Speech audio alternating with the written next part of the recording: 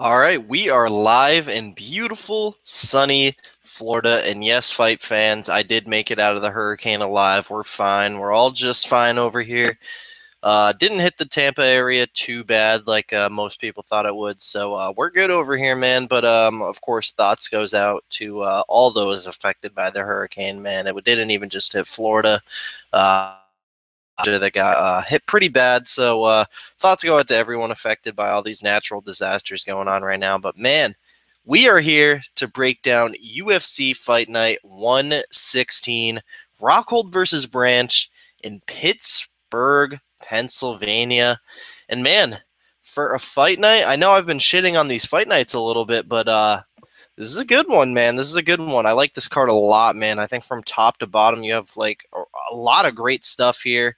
I like it a lot more from a fan perspective. I do only have 4 plays, and that's probably what I'll be sticking with. Of course, I'll be talking to you guys about my DraftKings lineup as well, but just the 4 bets for now.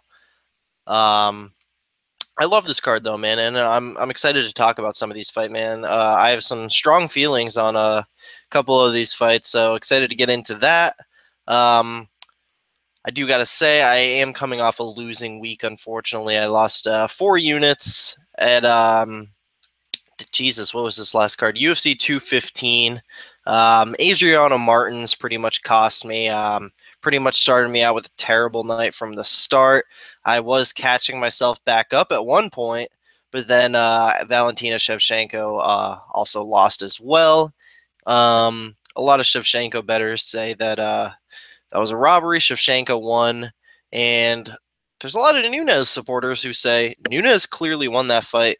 Honestly, let's all be real, guys. That fight could have gone either way. Like, absolutely 100% could have gone either way. I don't know how anybody can be confident on either side. That was just, there wasn't enough going on in that fight, and it was just so close. So, but is what it is, man. Of course, looking to get back on track here, man, because I was on a 2 UFC event winning streak, and I wanted to make it 3 this past weekend, but unfortunately wasn't meant to be. But man, I'm looking to go big here because I got some plays I'm real confident in, guys. So breaking down the entire 11 fight card, going to start from the bottom here, and I got an interesting one, man, and this is probably the toughest fight on the card for me to pick, and that's just me being completely honest, man. We got Gilbert Burns -125 taking on Jason Sago +105. So we got the Brazilian versus the Canadian. Both guys are grapplers, and both guys are pretty damn good grapplers. I've seen some people say Gilbert Burns, he's the higher level guy. He's levels above Jason Sago. And although I do agree that Burns probably slightly does have the better overall BJJ, Jason Sago's no slouch, man. He's real good on the ground, and I don't think he's that far behind Gilbert Burns at all. I think he can absolutely hang on the ground. And although I give Burns the advantage there, when it comes to the striking, man, Jason Sago, his striking has improved pretty well over the recent years, and I don't know, man. Gilbert Burns, he's working over in Combat Club with Henry Hooft. You know his striking is ever improving as well. So I really don't know what to make of the striking matchup here. And when it comes to the grappling, man, I don't know. Gilbert Burns doesn't quite look like the same guy he did a couple of years ago, if you catch my drift. So it's really hard to tell. I really recommend staying away from this fight, man. It's really close. If I had to say bet on somebody, I'll take the dog in Jason Sago at +105. I know my buddy Daniel Levy over at Best Fight Picks. He's very confident in Jason Sago in this fight, and he has a pretty decent sized bet on him. I'm gonna roll with Daniel on this one, man. I'm gonna go with the underdog here. I'm gonna go with Jason Sago, and I'm gonna say 29-28. Split decision, because I know my man Daniel Levy loves those split decisions. So yeah, man, I'm going with the dog straight off the bat. So here we go, man. First fight of the night I have a plan. We got Luke Sanders -245 taking on Felipe Aranches +205. I'd say the line is a little bit off, but not in the way you guys are thinking, man. I think Luke Sanders should be somewhere around -300, man. I think Luke Sanders is actually the truth. I really like Luke Sanders, and it's funny. I bet against him in his last fight against Alcantara. we all know what happened there. I did cash, but was not a pretty one by any means. So let's look at what Luke Sanders has done in the UFC so far. So this is his third fight. The first fight he had in the UFC, he goes up a weight class, short notice debut, finishes a guy a weight class above him in the first round. Then last fight, he goes in there against Yuri Alcantara, who's a long time top 15 bantamweight for years now. A very crafty, great veteran. Luke Sanders beat the shit out of him for about, what was it, like 7 or 8 minutes, and then he got caught in the heel hook. And you know what? Everybody has to suffer that first loss. Everybody has to suffer that first UFC loss. And I think Luke Sanders, he did just that in his last fight. But he did it in a way where he didn't take an ass whooping. He did it in a way that humbled him without him having to take too much damage, and I like that a lot, man. So, and honestly, he really just he got too excited with himself there, man. The fight absolutely, and this is somebody who had a huge bet on Yuri Alcantara that night. That fight probably should have been stopped. One can argue that it shouldn't have been. Yuri got the submission; he won the fight, but at what cost, man? I don't. Yuri Alcantara didn't come back the same guy against Brian Kelleher, so I think Yuri Alcantara took a life-changing beating, and for a young guy like Luke Cool Hand Sanders to put a life-changing beating on an amazing veteran like Yuri Alcantara, that shows me this kid's got something special. Felipe Aranchis. So what I've been seeing on Twitter, it's real crazy, man. I've seen some real ranging thoughts on Felipe Aranchis. I've seen some people say he's one of the biggest jobbers alive. I've seen some people say he's top 10 potential. I tend to side somewhere in the middle there. I think Felipe is a very serviceable fighter. He's got good skills. Obviously, the grappling is the biggest there. He's got good striking as well. He's a very well-rounded fighter, man. If anything, maybe his striking is even better. He's a well-rounded, solid Brazilian fighter. He's not in the bottom of the barrel by any means. He's a good guy, and he's probably going to give Luke Sanders a tough test. And I'm going to say Felipe Aranchis goes all three here, but I think Luke Sanders outpoints him over 3 big time. I'm going to say Luke Sanders 30-27 decision. And just because I feel like this fight will probably end in decision for Luke Sanders, like I said, giving Felipe the benefit of the doubt, I think he's good. I think he survives 3. Just because of that, just because I don't really see a finish for Luke Sanders, and just because it didn't work out that way. I don't have him in DraftKings, but I do have him and a 1-unit, 2-leg parlay with somebody later in the card. So moving on, man, we got Krzysztof Jotko minus 210 taking on Uriah Hall plus 175. Haven't seen Uriah Hall in quite a while, huh? Probably about a year now, man, since that the Gegard Mousasi rematch where he got just blown away in the first round. Yeah, coming up on a year now, not quite, but yeah, Uriah's taking some time off after 3 straight losses in a row.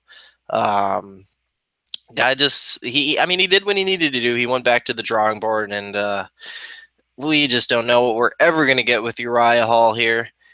You really just never know. Sometimes he goes out there and loses decisions to Rafael Natal. Sometimes he goes out there and knocks out Gegard Mousasi. It's just such a wide-ranging guy. But here against Krzysztof Jotko. Krzysztof Jotko is a guy I've been very high on for a long time. I think he's got a great frame for 185. I think he's very talented in all areas of the game. I think he's ever improving. I think he's got a lot of heart.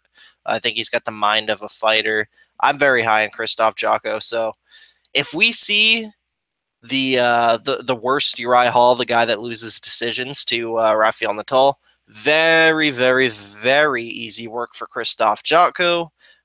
If we see the very best Uriah Hall, the one that fought Gegard Mousasi, man, I still like Krzysztof Jotko's chances here to pretty much just grind Uriah Hall out and avoid those big strikes. I think Krzysztof Jotko can 100% use a wrestling game plan here, or he can just, I think he can just out technique Uriah Hall on the feet. I feel like on the feet, it's going to be clear Krzysztof Jotko is the better guy, but there's going to be people on Twitter giving Uriah Hall rounds just because he's going for all kinds of crazy strikes, and being the more entertaining guy. But I think Krzysztof Jotko 100% out techniques Uriah Hall here. That being said, it's always scary to bet against Uriah Hall, and especially since Jotko is sitting on what now? He's minus 210. Don't want to quite parlay him up like I did last time when he was like minus 210 against the guy in the main event. I just want to stay away from this fight and enjoy it as a fan. I'm going to be rooting for Krzysztof Jotko to whoop that ass, though, for sure. My official prediction, though, is going to be a 30-27 decision for Krzysztof Jotko, but that fight's a big pass for me. Moving on here, man, we got Anthony Hamilton minus 210 taking on Daniel Spitz plus 175. I like the dog here. I think I like the dog here. So it's really hard to say in this fight, man. I don't think Anthony Hamilton should ever be minus 210 in a fight.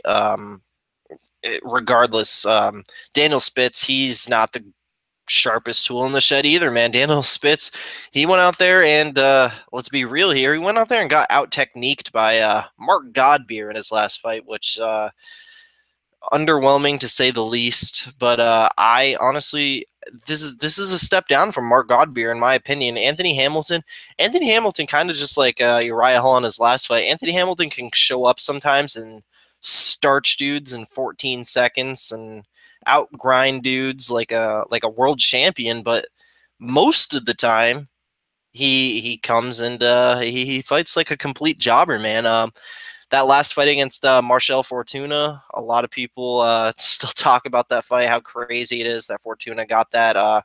Fortuna's pretty much a 185-pounder, and he knocked out Anthony Hamilton. Anthony Hamilton thought he could go in there and throw the hands with the guy, but the dude has no hands and the dude has no chin, so the 185-pound jiu-jitsu guy knocked him out. Now, what happens when we take a 6'7" full-bodied heavyweight who has a 4-second knockout in his last win, a guy with some power in his hands. And not so often does Anthony Hamilton ever have to go against a guy that's bigger than him. So, man, I kind of like Spitz here, and I'm not going to bet it. I thought about putting him in DraftKings just because, of course, he's nice and cheap. And if this dude wins, he's probably going to knock Hamilton out in the first round. And that's going to be my pick, man. I got Daniel Spitz via a first-round knockout. I think the dude's huge. He's got a big old reach advantage. I think he has a reach advantage, right? He's at 82-inch. Anthony Hamilton can't be more than 82 inches. 76-inch reach for Anthony Hamilton. Yeah, I thought so. So, yeah, man, I like Daniel Spitz here a lot. I think he gets it done in the first round. Anthony Hamilton doesn't fight smart, and he doesn't have a chin, so that makes for a recipe for disaster, especially at heavyweight. So I got Daniel Spitz here, first round KO. No bet, just because Daniel Spitz is not even a good fighter. And I passed on DraftKings because that's kind of just the way it worked out. I did have him in my lineup for just a second, but yeah, man. Spitz first round knockout is the pick. So moving on here to a awesome fight that I'm very excited about. We got Olivier Aubin Mercier minus 130 taking on Tony Martin plus 110. If you guys have been watching me for a long time, I don't think there's a whole lot of people out there that are higher on Tony Martin than I am. I'm pretty sure I've bet Tony Martin every single fight for the last 3 or 4 fights now. Doesn't always come away with the victory. But, he's lost to real good guys. He's lost to made his UFC debut against Rashid Magomedov, first of all. So, Rashid Magomedov. Next up, Beneil Dariush. Beneil Dariush gets a first-round submission after coming back from those back-to-back losses, then loses to Leo Santos, Leo Santos is a good fucking fighter, man. I remember Leo Santos knocking out the guy who will be the main event in the next pay-per-view. So Leo Santos, no slouch at all. Now Tony Martin coming off 3 straight victories here. 1 submission and 2 unanimous decisions. So Tony Martin got back on track here, looking to make the run of his lifetime. I think he came back a lot better after that neck surgery. I feel like he's a lot more fluid in there, especially with his striking, man.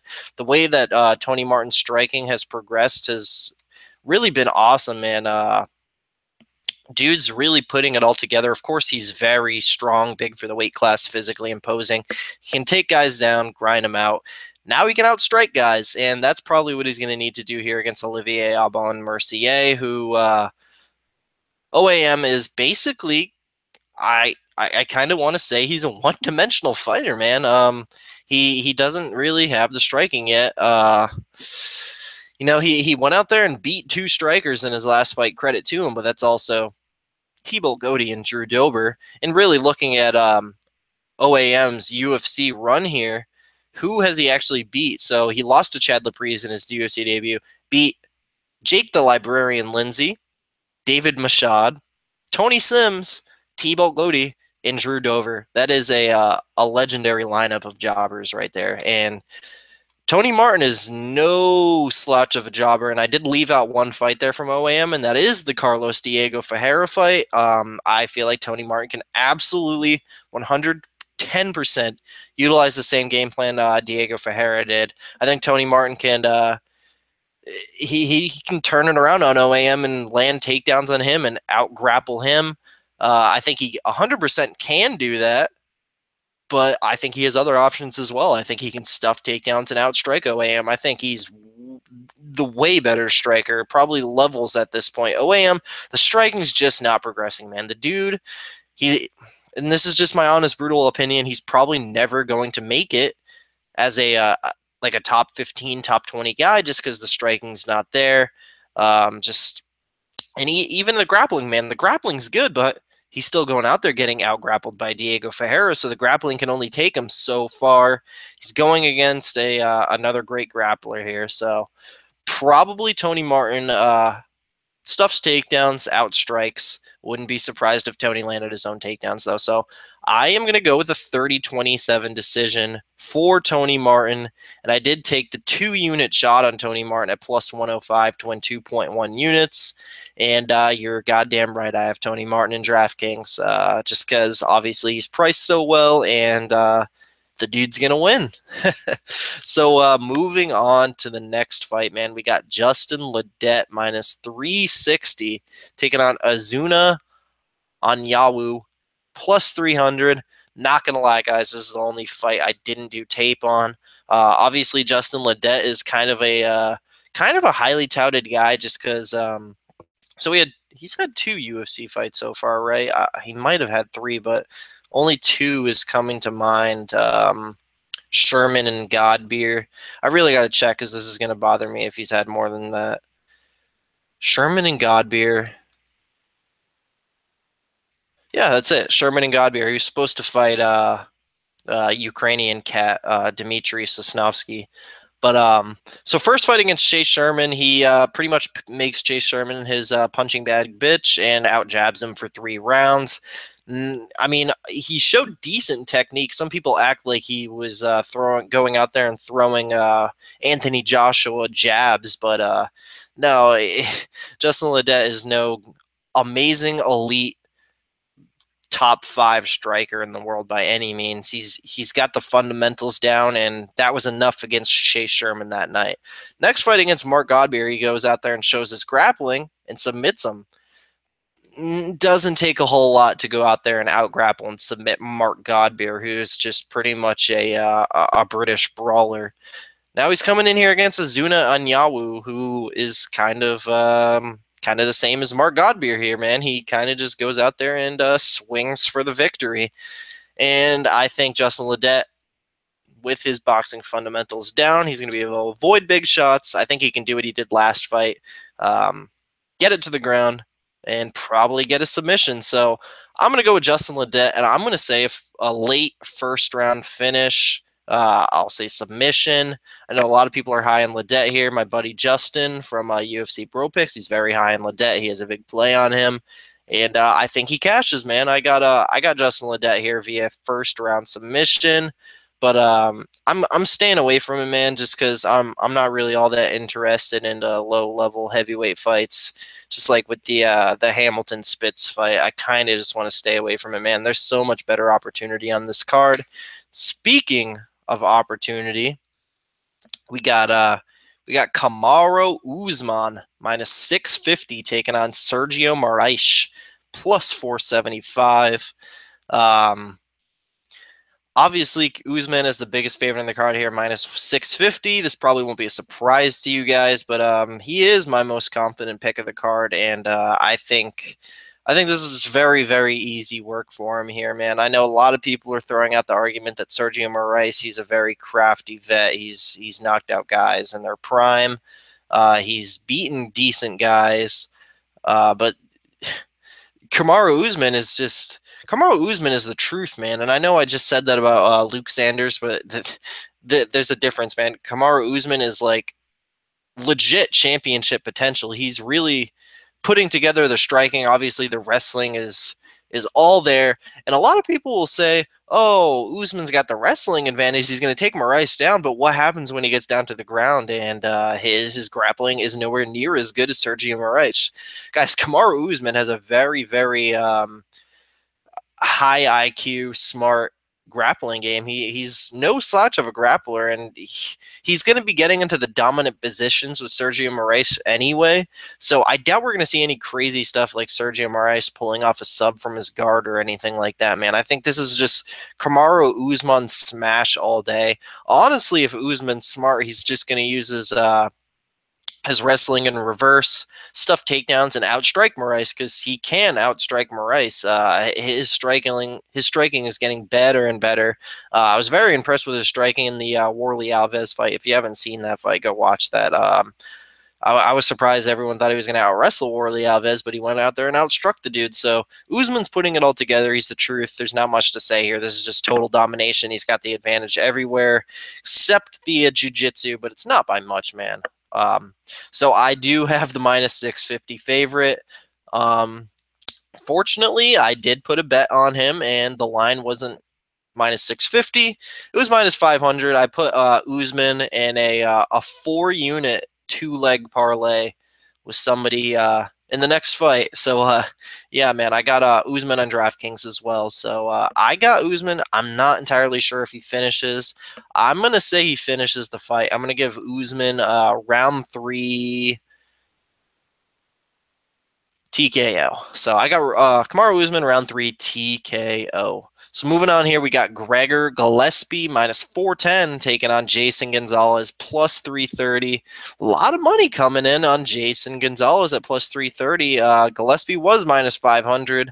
I thought it would go the other way, how the Usman fight did. I thought Gillespie would also be a minus 650 by now as well, but somehow, some way, people are putting money on Jason Gonzalez against Gregor Gillespie. Fucking crazy to me, man. I got Gregor Gillespie huge here as well. He is the other half of that Usman parlay. So I got 4 units on a parlay of Gillespie Usman at like minus 220 to win 1.7. So love Gillespie here. Jason Gonzalez, he's what we refer to as a tall man's jobber. He's got tall man's defense. He doesn't have wrestling. He doesn't have I know he pulled off a sub in his last fight, but the ground game's not all that elite. I mean, you're subbing JC Cottrell, good on you, but it's just JC Cottrell. Drew Dober absolutely starched him, and Jason Gonzalez, he lost on tough to a jobber from Spain. So this guy is really just not that good at all. So I'm always looking to fade Jason Gonzalez against anybody that's even close to decent. They give him fucking Gregor Gillespie here, who's not only one of the best wrestlers in the UFC, he's one of the best wrestlers in the world, man. This guy is very, very highly regarded. He went to a very high level. The wrestling is 100% there and will be against a lot of guys. And Jason Gonzalez is a guy that struggled with takedowns in the past anyway. I don't know how Jason Gonzalez wins this fight, because he's not going to outstrike Gillespie either. Gonzalez striking, I mean, I know he's long, but he doesn't really know how to use it. I think Gillespie, I mean, I know it was against Andrew Holbrook, but he did go out there and get a 30-second KO in his last fight, which is pretty impressive. I really have to sneeze, guys.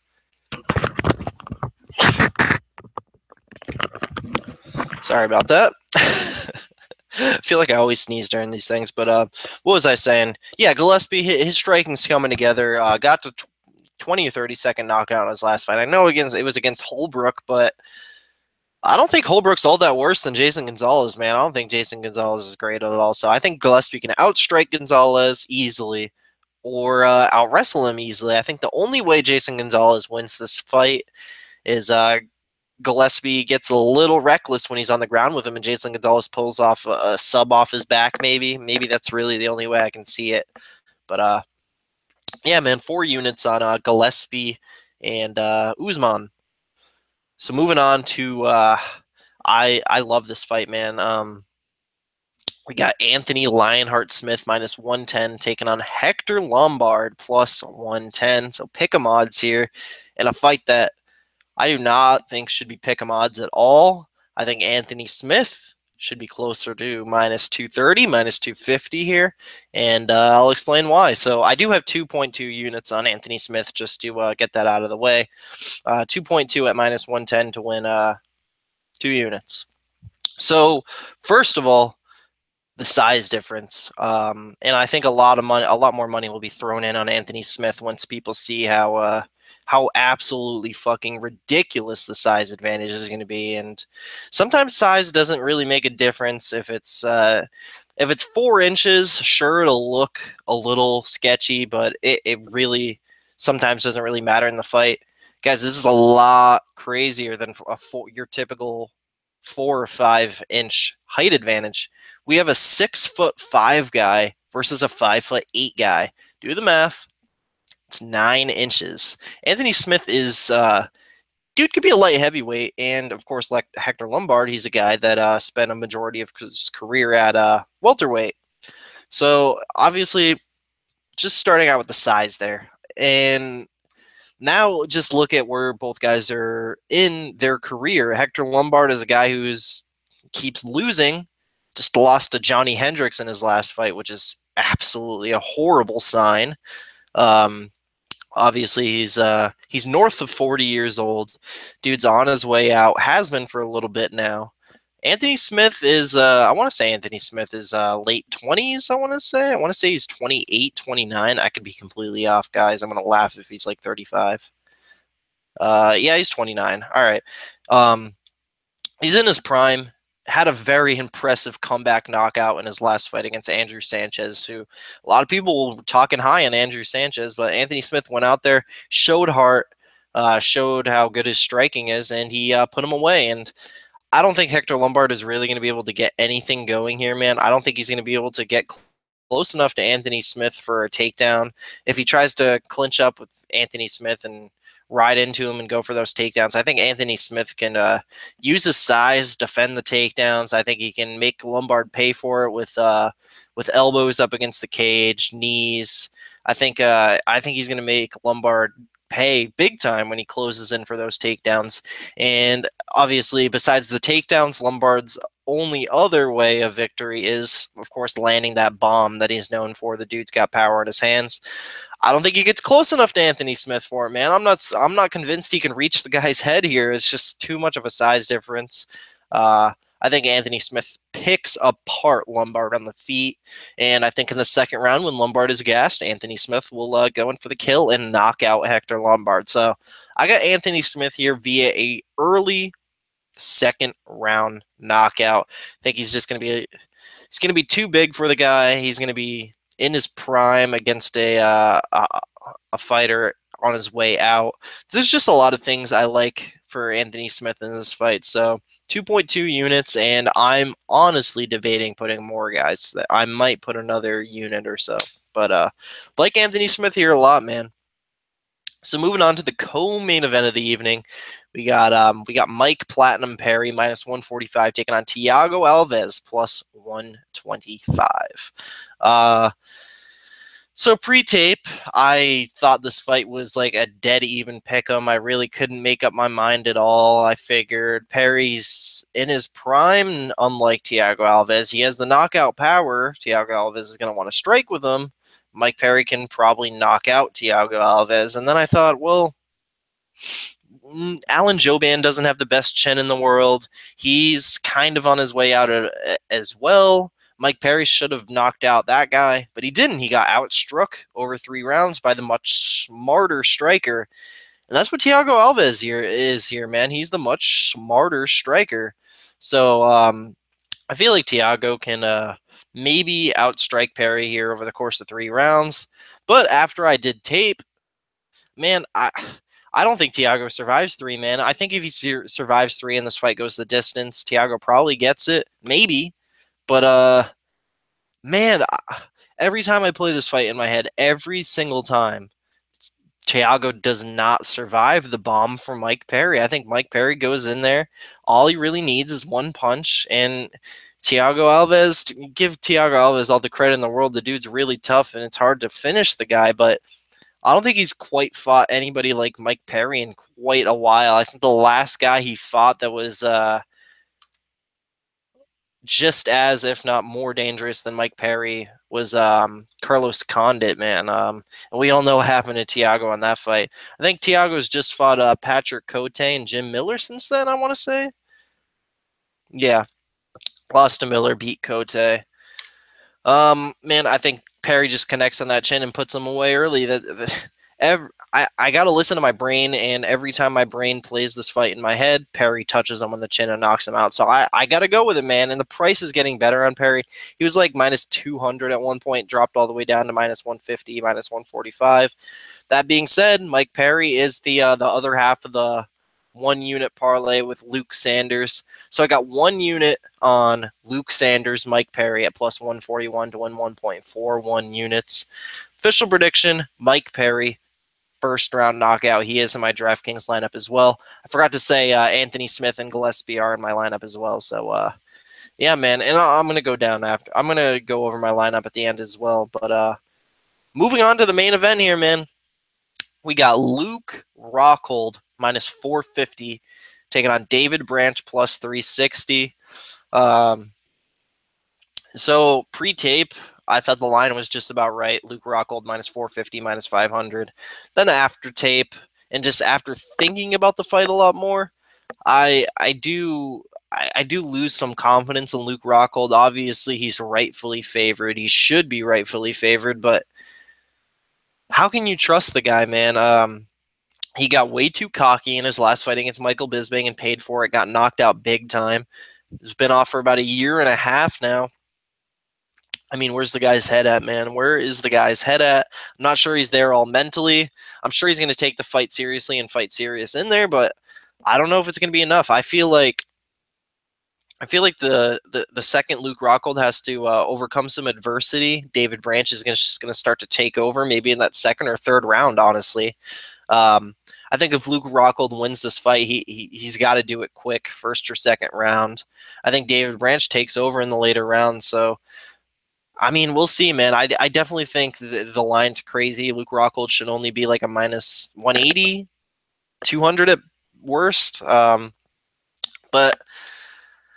I mean, obviously, I'm going to pick Luke Rockhold here, and I'm going to say he gets it done via a first round submission, but not going to bet him at minus 450.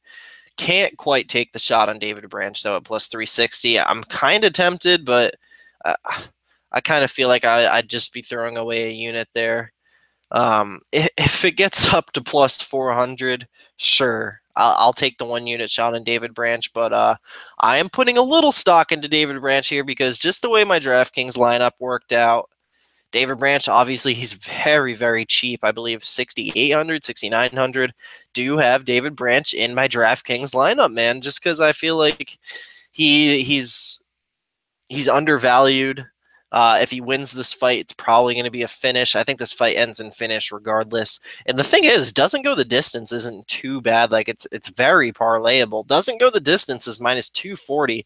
I think that's very parlayable. I'm staying away from it, but I'd recommend it to you guys, man. I love the doesn't go the distance, but I got David Branch in DraftKings.